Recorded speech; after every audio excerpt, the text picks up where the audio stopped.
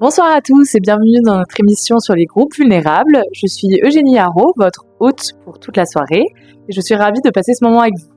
Pour commencer, je vais vous présenter rapidement mes invités. Donc à ma gauche, je suis accompagnée de Monsieur Aristide et de Mademoiselle Georgette.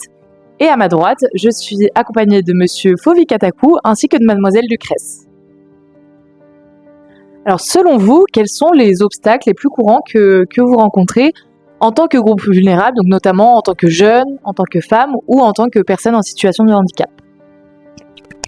Les besoins spécifiques pour la protection en tant que personne à mobilité réduite, ils sont énormes, les besoins sont énormes. Et, par exemple, les besoins d'accessibilité des infrastructures. Et vous êtes sans savoir que quand vous voulez, par exemple, aller à l'hôpital ou vous voulez acheter quelque chose dans une boutique, quelque part, vous voyez l'escalier là. Et vous vous demandez est-ce que je peux monter là. Ou la fois dernière, j'ai un compte dans un microfinance. Et par exemple, ils sont en train de construire un nouveau bâtiment. Et à ma grande surprise, il n'y a pas de rampe devant le nouveau bâtiment. Et c'est là où j'ai interpellé les responsables de la microfinance. Non, moi je suis un de vos clients en situation de handicap. Comment vous pouvez construire un nouveau bâtiment sans penser à faire de rampe? Et à part ce problème d'accessibilité, je pense que le gros du problème, c'est un problème d'employabilité ou bien le problème de formation. Et une personne en situation de handicap, quand par exemple tu veux apprendre un métier et chez le patron, chez qui tu veux apprendre un métier, il faudrait que le patron puisse avoir un cadre qui puisse te permettre d'apprendre le métier. Même si tu veux aller à l'école, il faudrait que l'école puisse être disposée d'une manière ou d'une autre pour que tu puisses aller à l'école. Par exemple, quand j'ai commencé à fréquenter, et le premier jour de la rentrée, on m'a roulé une panne par terre, quoi. Parce que j'avais pas de fauteuil roulant, je ne peux pas m'asseoir sur le table-banc. Donc, mon premier table-banc, c'est sur le sol où j'ai commencé par fréquenter. Et on quitte là-bas l'employabilité. Et aujourd'hui, on voit beaucoup de personnes qui sont handicapées qui font des efforts pour avoir certains diplômes. Mais après, ils sont restés à la maison. Donc, il va falloir qu'on ait au moins une forme de discrimination possible où on permette aux entreprises privées ou bien publiques qui emploient les personnes handicapées, on puisse leur permettre de réduire certaines parties de leur impôt taxe. C'est-à-dire l'État peut instaurer une loi comme ça là, ce qui va motiver les entreprises privées comme publiques à employer les personnes en situation de handicap. Et il y a aussi la question de l'acceptation aux autres et l'estime de soi. C'est-à-dire beaucoup de personnes en situation de handicap sont plus ou moins rejetées par les gens. Et ça, ce rejet, il y a aussi une forme d'ignorance. C'est-à-dire quoi? Quand tu n'as jamais eu contact avec une personne handicapée, tu ne sais pas comment elle vit. Tu as des idées arrêtées de la personne. Mais du moment où la personne te donne l'occasion de la connaître, beaucoup changent de regard. Moi, il m'est arrivé à plusieurs fois où des gens, quand ils me voient, la manière dont la personne te regarde, la manière dont la personne te parle, tu es choqué. Mais il suffit que la personne commence par discuter avec toi pendant 1 minute, 2 minutes, tu vois que la personne a un regard. Les personnes en situation de handicap, on a aussi un problème sérieux par rapport au fauteuil roulant. Et moi, pour pouvoir continuer à ça, il y a des frères en situation de handicap qui me contactent, qu'ils ont besoin d'un fauteuil roulant. Ok, et je prends la photo de la personne, je suis sur ma page Facebook et j'organise une collecte où j'achète un fauteuil roulant pour la personne. Ou les fauteuils que les gens me donnent, je redonne. Ou je les envoie vers une structure qui s'occupe des personnes en situation de handicap.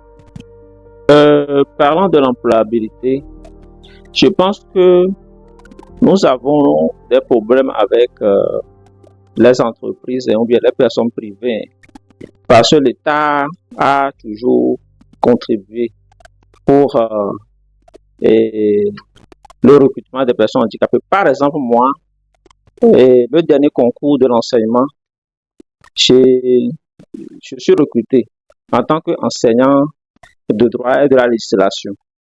Et parlant de l'inclusion, je ne suis pas affecté dans un centre spécialisé pour Afrique, mais je suis affecté dans un établissement public de l'État.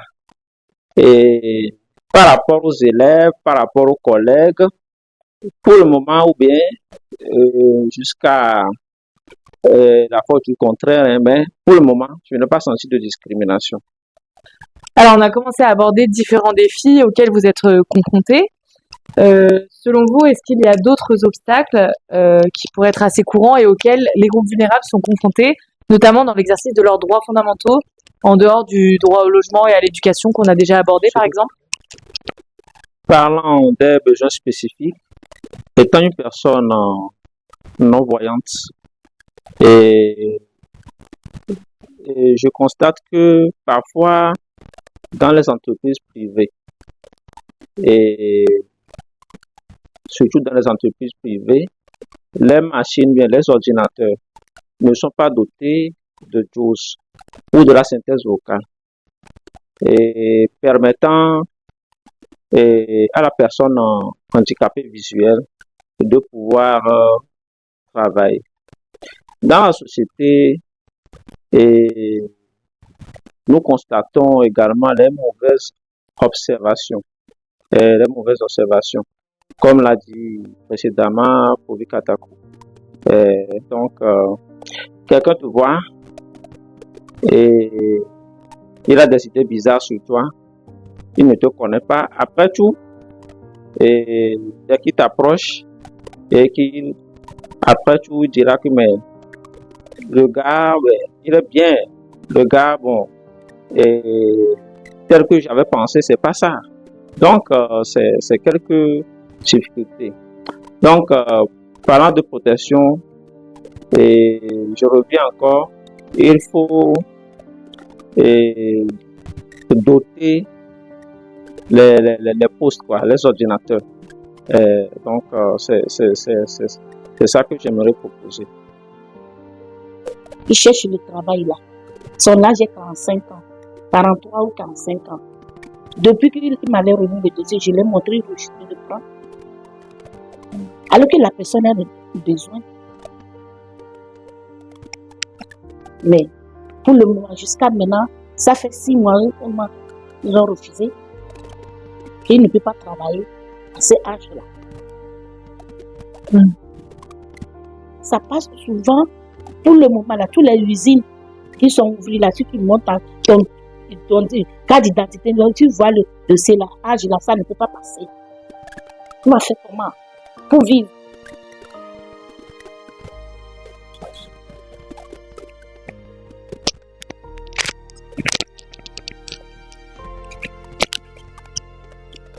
Oui, la question que la sœur vient de soulever, c'est très très pertinent. Je pense que c'est un problème social et politique parce que dans notre société, avant de pouvoir commencer par trouver de l'emploi, l'emploi n'est pas aussi quelque chose de si facile qu'on trouve. Donc je pense qu'il revient à l'État de mener une discussion avec les entreprises privées que dans notre société, il y a des gens de plus de 40 ans, bien 50 ans, qui sont sans emploi, ou bien des gens, on a au Togo, tu peux avoir jusqu'à 44, 45 ans sans avoir travaillé chez quelqu'un, parce que chacun vit dans la subsistance, dans des petits métiers. Donc, si une entreprise qui vient sur le sol togolais, si la personne est en bonne santé, on ne doit pas tenir compte de son âge. Je pense que ce travail-là, ce problème-là, on peut penser à faire une doléance au niveau de l'État pour discussion avec les entreprises privées par rapport à ça. C'est ça que mon frère a dit tout à l'heure. Ça, c'est le problème du gouvernement. Mais si ils ont autorisé que les femmes âgées de 45 ans, bien 46 ans, elle peut commencer à travailler alors qu'il a la bonne santé, mais handicap aussi qu'il est en bonne santé peut travailler. Il ne veut pas interdire ça. Mais dans notre usine, il y a l'handicap là, le monsieur là, il est handicapé, mais encore il avait fait un accident encore. Mais quand il est revenu, il restait dehors, pardon, 3 mois avant qu'il le prenne. Il vient. Alors qu'il est à bonne santé. C'est pas son pied seulement, il ne peut pas travailler avec le pied. C'est les deux doigts là, les deux bras là. Ça fonctionne bien. Il peut travailler. Mais il est resté devant la porte jusqu'à 3 mois. Ce sont les syndicats qui ont lui demandé, monsieur là, pourquoi vous tenez ça? Il est travaillé ici, il est contractuel. Il peut reprendre son travail quand il a fait un accident. Avant qu'ils ont pris, maintenant, il travaille. Ce n'est pas bien de mettre les handicapés, les personnes qui avaient à part. Non. Nous aussi, on veut se développer. Il y a nos enfants à la maison. On peut faire quelque chose à l'état même. Il ne faut pas les ignorer comme ça.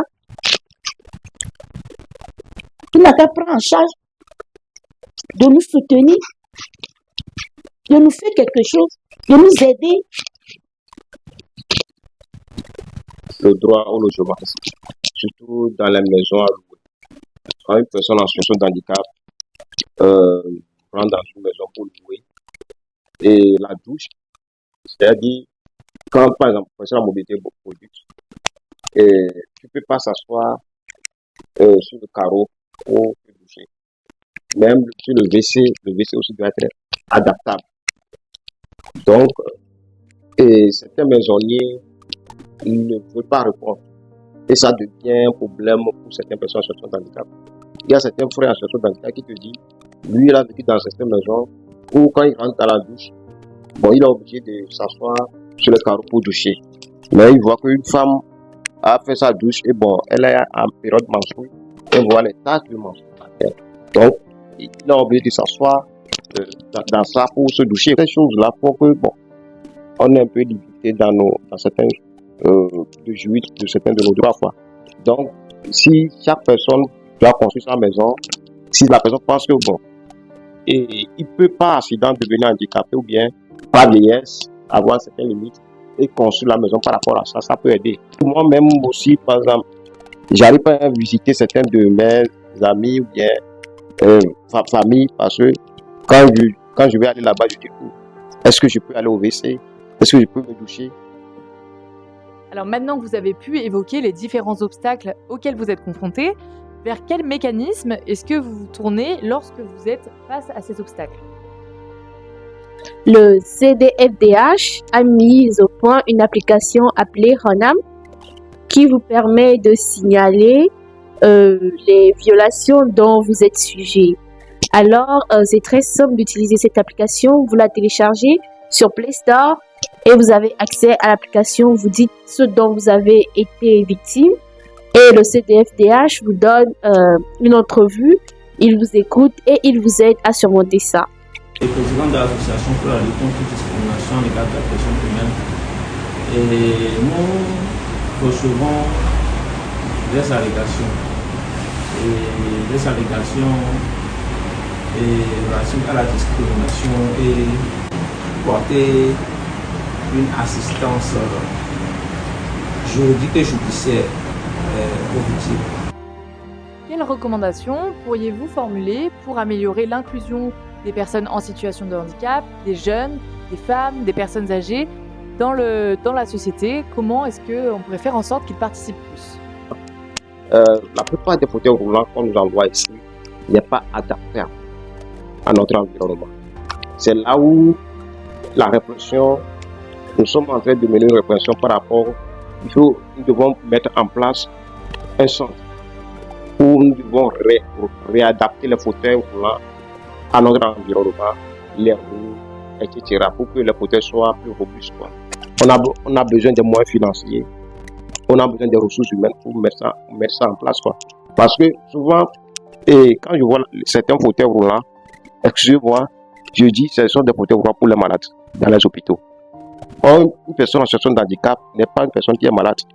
C'est-à-dire, tu dois avoir un fauteuil roulant comme tu portes une chaussure, comme tu portes un habit. Le fauteuil roulant doit avoir du look. Tu dois être à l'aise dedans. Mais ce côté relooking, avoir un fauteuil roulant, que tu allais dedans là, n'est pas pensé par notre société. Juste, c'est-à-dire, on te balance un fauteuil roulant juste, bon, prends ça, et bon, tu te dépasses un peu. Alors que, selon moi, en tant qu'une personne qui, déjà a 5 ans, n'a pas vivre de l'handicap, ça, ce n'est pas ça. Vraiment, je voulais exhorter les personnes privées, les entreprises, les ONG, les sociétés à recruter les personnes handicapées dans leur structure. Maintenant, je vais vous laisser la parole pour que vous nous donniez un mot de fin afin de conclure cette émission. Mon mot de fin, c'est ceci. L'handicap n'est pas une fatalité. C'est une occasion qui ouvre à l'homme d'autres manières d'aborder le monde. Et il va falloir que chacun de nous doit savoir qu'il est un handicap potentiel. Soit tu le sauras peut-être par l'accident, soit peut-être tu le sauras par la vieillesse. Et nous interpellons aussi l'État pour pouvoir diminuer la discrimination, les obstacles. Il faut un investissement accru de l'État. Et il va falloir que tous les citoyens puissent comprendre que quand ils seront à des postes de décision, qu'ils arrivent à opérer des transformations qui vont permettre à la femme, à la jeune fille, aux personnes âgées ou aux personnes en situation de handicap de pouvoir aussi s'épanouir dans la société. Parce que toutes ces phases-là, chacun de nous puisse, d'une manière ou d'une autre, si tu n'es pas une femme, tu peux avoir une fille. Ou bien tu as ta femme, ou bien tu as ta cousine. Ou si tu n'es pas handicapé, peut-être en vieillissant, tu vas avoir certaines limites. Donc, nous sommes tous concernés par ce fléau-là. Il va falloir qu'on arrive à créer un environnement où chacun puisse s'épanouir. Merci. Je vous remercie de m'avoir invité dans cette émission. Et mon mot de fin, c'est d'exhorter